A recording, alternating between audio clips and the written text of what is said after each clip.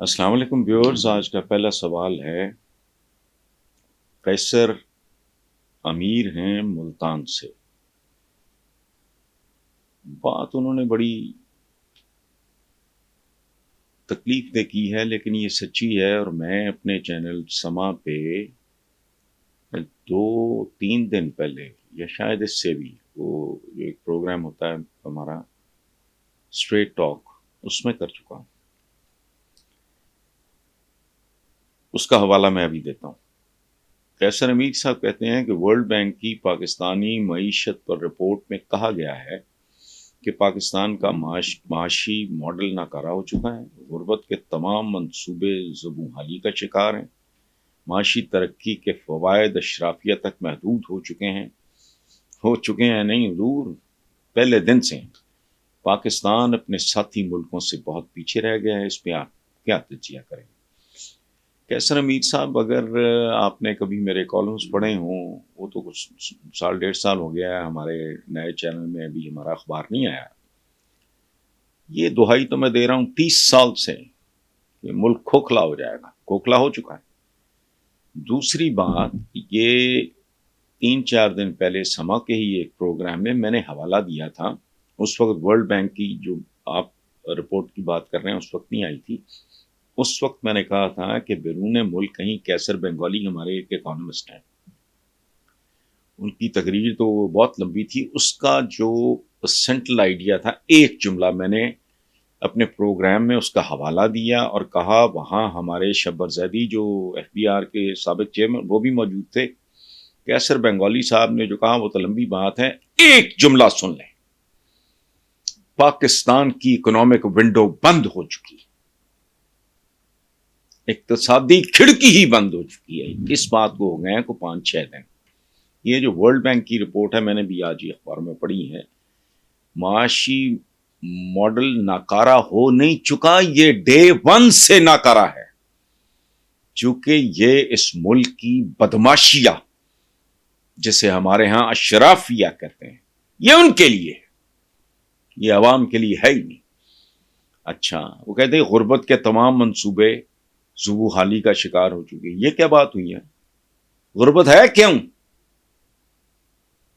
یہ بے نظیر income support programme فلانا ڈمکانا، یہ جو بیت المال وہ بدبخت زکاتیں بانٹنے جس نے رواج ڈالا تھا، اس منافق نے، اس احسان فراموش نے، جسے ضیاء الحق کہتے ہیں، غربت 75 سال بعد تو ڈوب مرو ہے، یہ حکمران خودکشیاں کریں یا ان کا کو بندوبست کرو۔ آگے معاشی ترقی کے فوائد اشرافیہ تک محدود ہو چکے ہیں، پاکستان اپنے ساتھی ملکوں سے پیچھے رہ گیا ہے۔ وہ بھائی یہ آگے نکلا کب تھا؟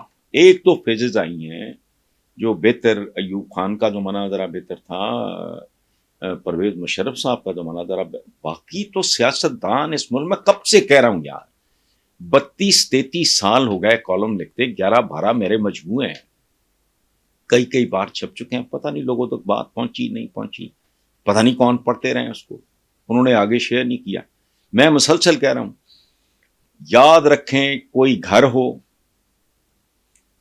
کوئی قبیلہ ہو، کوئی قوم ہو، اس کی اکانومی راتوں رات برباد نہیں ہوتی۔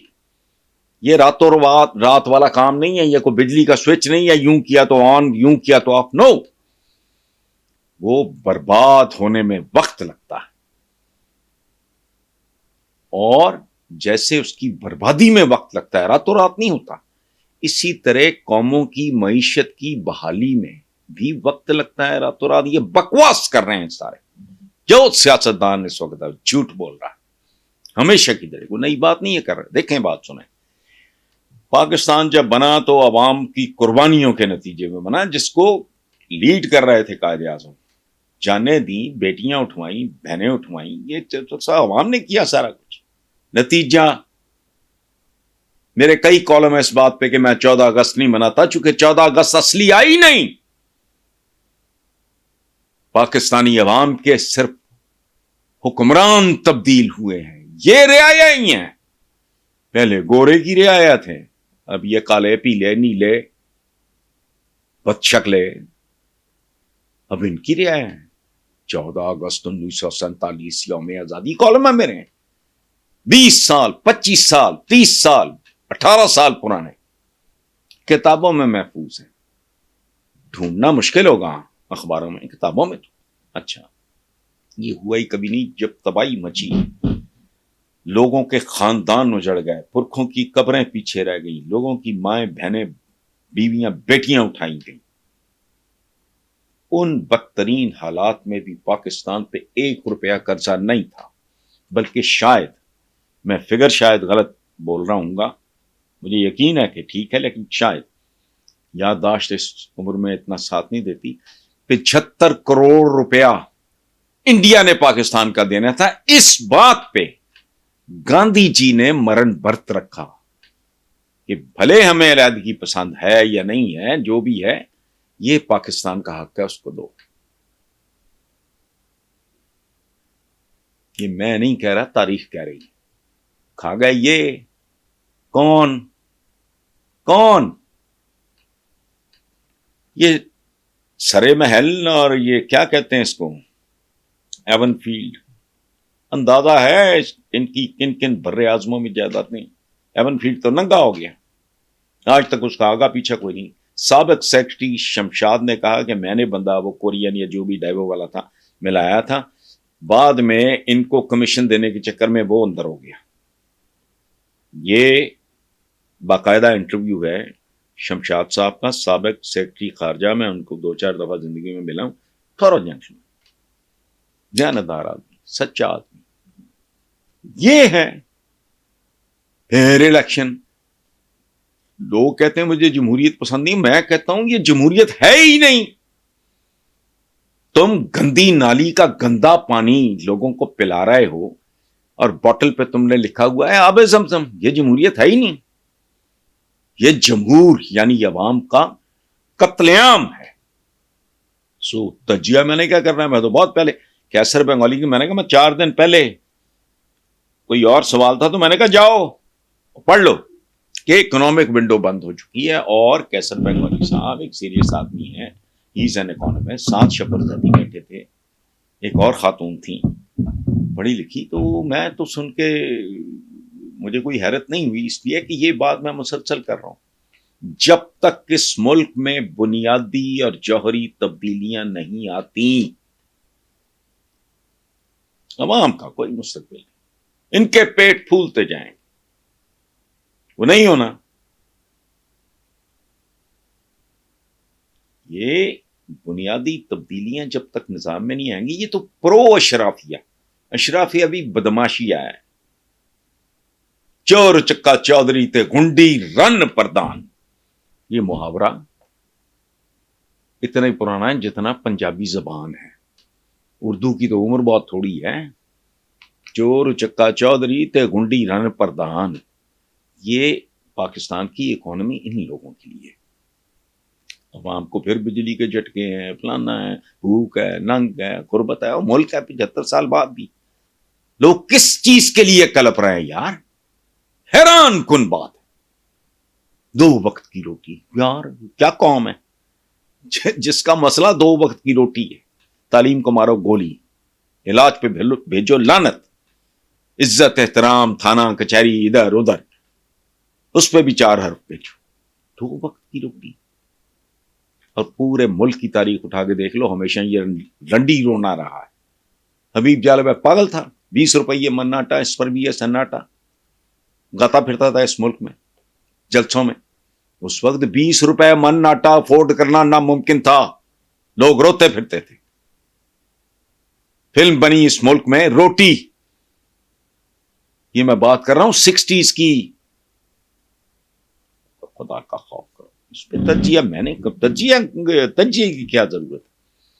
جس ملک میں عوام کی بھاری اکثریت, عوام تو 100% لوگوں کی, مڈل کلاس کے لوگوں کی زندگیاں عذاب ہو گئی, اس پہ تجزیے کرنے کی کیا ضرورت ہے. کچھ بھی نہیں. جس میں ہمت ہے اپنا حق لے لے, ختم. نیکسٹ ہیں جی مصطفیٰ خان کراچی. وہ کہتے ہیں جی آصف علی زرداری نے کہا ہے جب بھی انسانی خدمت کی بات ہوگی تو تاریخ میں کہیں نہ کہیں میرا نام بھی آئے گا. صوبہ سندھ کے حالات کو تو دیکھ کے نہیں لگتا کہ کہیں پر بھی کوئی انسانی خدمت ہوئی ہو. آپ ان کے اس بیان پر کیا کہیں گے؟ دیکھیں مصطفیٰ خان صاحب، میں زندگی میں 2-3 چیزیں میں نے پریکٹس کی ہیں. پہلی بات یہ کہ میں جو مرضی دنیا کہتی رہے، اگر کوئی بندہ اپنے منہ سے کہے گا نا کہ میں مسلمان ہوں، تو میں ٹھیکے دار نہیں ہوں بھائی، میں تو آپ گناہ گار سا مسلمان ہوں. نہ تو میری پیدائش پہ اگر میں اس کے اس بیان پہ شک کروں، وہ جانے اس طرح بجانے. میں بہت چھوٹا اور معمولی آدمی ہوں کہ فتوے بانٹتا پھروں، یہ دائرہ اسلام سے خارج ہے فلانا. وہ یہ تو بات نواز شریف کے بارے میں کچھ لوگوں نے، پیشہ ور لوگوں نے یہ بات نواز شریف کے بارے میں کی تھی چند سال پہلے. انہوں نے کہیں وہ قادیانیوں یا احمدیوں کے بارے میں کوئی بات کی، ہمارے بھائی. او بھائی، ہندو بھی ہمارے بھائی، سکھ بھی ہمارے بھائی، ہم وطن تو ہے نا، وہ رشتہ تو نہیں کہیں جا سکتا. تو میں نے کہا اس طرح تو شریف آدمی خارج نہیں کرتا جتنی بے شرمی سے تم خارج کر رہے ہو نواز شریف دارا اسلام سے. کوئی حیا کرو. حالانکہ میرا نواز شریف کے ساتھ کوئی سافٹ کارنر نہیں ہے، لیکن اگر کوئی ایسی بدتمیزی کرے گا، ایسی بےہودگی کرے گا، میں پروٹیسٹ کروں. سو یہ جو بات ہے، کوئی بندہ کوئی کسی کو غدار کہے یا کہے کہ یہ دارا اسلام سے خارج ہے، تو میرے لیے تو وہ لعنتی ہے، میں نہیں کر سکتا. ملک سے محبت کا میں ٹھیکہ لیا ہوا ہے. میں کون ہوتا ہوں؟ آپ بھی میرے جیسے ہیں، میں بھی آپ کے جیسا ہوں، ہم عام لوگ ہیں. یہ کیسے ممکن ہے بھائی ملک سے، اپنی مٹی سے محبت نہ ہو؟ وہ غدار کو ٹیکنیک، غدار بھی یہ شرافیہ میں ہوتے ہیں. میں نے آپ نے کیا غدار ہونا ہے؟ یہ جو بدماشیہ ہے غدار، اس میں میر جعفر، میر صادق کی مثالیں دیتے ہیں. وہ عوام تھے، بہادر شاہ ظفر کا سمدی تھا مرزا الہی بخش. وہ مکرو آدمی انگریزوں کا ایجنٹ تھا. غداری عام آدمی نے، کسی سفید پوش نے، کسی متمول ایون آدمی نے کیا غداری کرنی؟ اس نے غداری بھی کو حرامی گونی میں سے ہوگا. اس لیے اچھا، ایک تیسری بات جو آج آپ کا سوال پڑھ کے میرے ذہن میں آئی کہ جب انسانی خدمت کی بات ہوگی، میں نہیں جانتا، جو آپ نے کہا وہ اپنی جگہ صحیح ہے. سندھ کے حالات، اس میں اچھی ایڈمنسٹریشن چاہیے، مینجمنٹ چاہیے، دیانتداری چاہیے، محنت چاہیے، عوام کے لیے خون پسینہ بہانا چاہیے. سندھ کے حالات جو آپ کہہ رہے ہیں مجھے پتا ہے، وہ تو ویسے ہی. اب انسانی خدمت کی بات ہوگی تو تاریخ میں کہیں نہ کہیں میرا نام بھی آئے گا. میں تو نہیں اس پہ انگلی اٹھا سکتا. آصف علی زرداری بہرحال ایک مسلمان ہے، ممکن ہے وہ ذاتی زندگی میں لوگوں کی بہت مدد کرتے ہیں، ہیلپ کرتے ہیں. Who knows؟ میں تو نہیں جانتا. اور جو اچھے لوگ ہوتے ہیں وہ نمائش نہیں کرتے، وہ خاموشی سے جو ان کے بس میں ہوتا ہے لوگوں کے لیے کرتے ہیں، اس کے اشتہار نہیں لگاتے.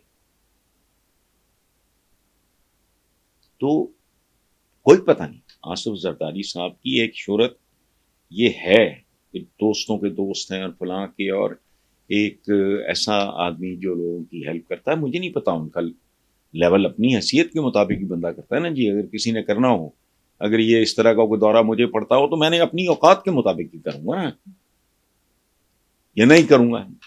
تو اگر وہ فلاح کا، لوگوں کی بہتری کا، ان کو ہیلپ کرنے کا، سپورٹ کرنے کا بڑے لیول پہ کام کرتے ہوں، تو نواز شریف نے، میرا ایک کالم تھا اس پہ، اس بچی کی ماں کا علاج دلی میں کرایا.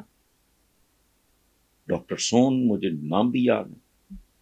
اور نواز شریف جدہ میں تھے، انہوں نے مجھے کہا تھا کہ اس کا ذکر نہ کریں، میں نے نہیں کیا. آج بتا رہا ہوں، پرانی ہو گئی بات. اس وقت میں نے اخبار جہاں میں کالم لکھا تھا، پاکستانی ہے جو ملک سے باہر ہے، اس بندے نے ریسکیو کیا. وہ خاتون بچی نہیں، وہ لیور ٹرانسپلانٹ کا کیس تھا، وہ ناکام ہو گیا. تو یہ بھی کرتے ہوں گے. یعنی یہ واقعہ میرے ساتھ بیتا ہے تو میں آپ کو بتا رہا ہوں. ذاتی زندگی میں ایک فرد کے طور پہ ممکن ہے کوئی آدمی کتنا رحم دل ہو یا ہیلپ کرتا ہو لوگوں کی، لیکن دیکھنا یہ ہے کہ بطور حکمران آپ کا رول کیا ہے. ختم. اس بات کو میں چیلنج نہیں کر سکتا۔ تیسرا اور آخری سوال ہے جی، صابر رحیم ہیں، لاہور سے ہیں، رہتے ہیں سعودی عربیہ میں، شہر کا نام انہوں نے نہیں لکھا۔ وہ کہتے ہیں جی ملک میں فری اینڈ فیئر الیکشن تو ایک خواب ہیں، اگر ہو بھی جائے تو اقتدار اکثریت کی بجائے اقلیت کو منتقل ہو جاتا ہے۔ بالکل ٹھیک ہے، اس کو اقلیت بھی نہیں کہنا چاہیے، یہ تو چند خاندان ہیں۔